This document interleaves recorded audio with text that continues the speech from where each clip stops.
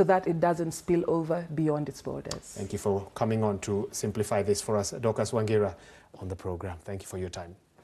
All right, well, let's stay with health matters. Today is World Cancer Day, which aims to highlight the prevalence of this terrible illness and to one day hopefully find a cure. Now, cancer continues to be a leading cause of death worldwide, and in Africa, the disease burden is complicated by low awareness.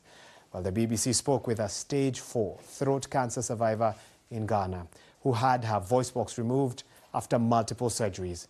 Now, she's using social media to lead advocacy on the condition whilst raising her 2 children alone after her husband left their 12-year marriage. Throat cancer didn't only take my voice away, my wonderful voice away. It also took my marriage away. Mary Amankwa Fojo has not always sounded like this. She lost her voice box after she was diagnosed with cancer in 2021. It all began after a little discomfort in her throat. So a swelling around my neck, both sides. As a midwife, I was thinking it was infection, so I started treating with antibiotics.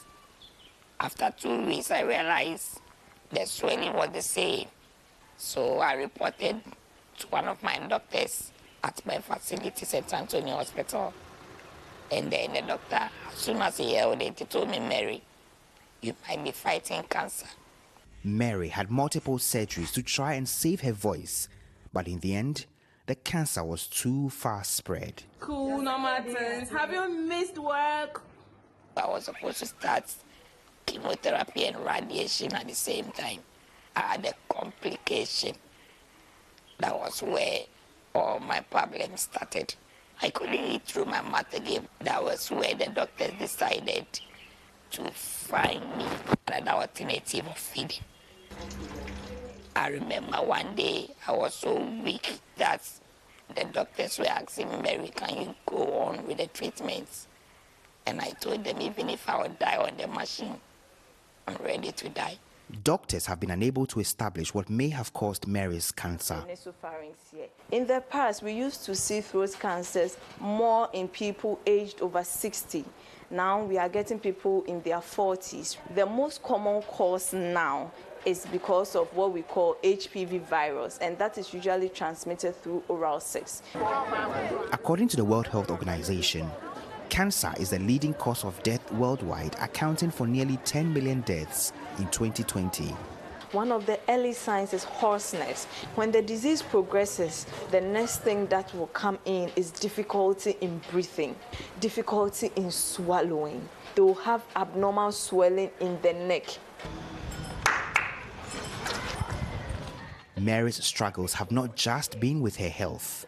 Her husband left the marriage after her diagnosis. We've been married for 12 years. I was having my treatments, my surgeries, and then I didn't want him to add marital stress, so I had no option than to choose my life over my marriage. A 2014 research from the University of Michigan has found that 31% of marriages that involve physical illnesses end in divorce, with more men likely to leave their sick wives in the US. She told us that she had cancer, and when she went to the hospital to do the operation, when we went there to see her, I was scared that she would die. Doctors say her recovery is in the monitoring and follow-up period, and it is too early to say she is cancer-free. For now, Mary has returned to work as a senior midwifery officer at the St. Anthony's Catholic Hospital in the southeastern part of Ghana. She has also taken up advocacy about throat cancer on social media. How are you doing?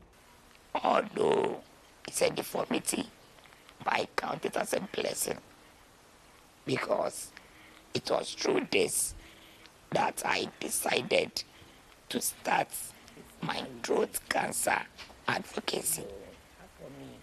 I didn't know what was self-love. I didn't know what was self-esteem. So I had throat cancer. Health workers at Ghana's biggest referral hospital, Korle Bu, in the capital Accra, where she received her treatment, see in Mary an example from whom other patients could draw strength. Komla Adom, BBC News, Accra.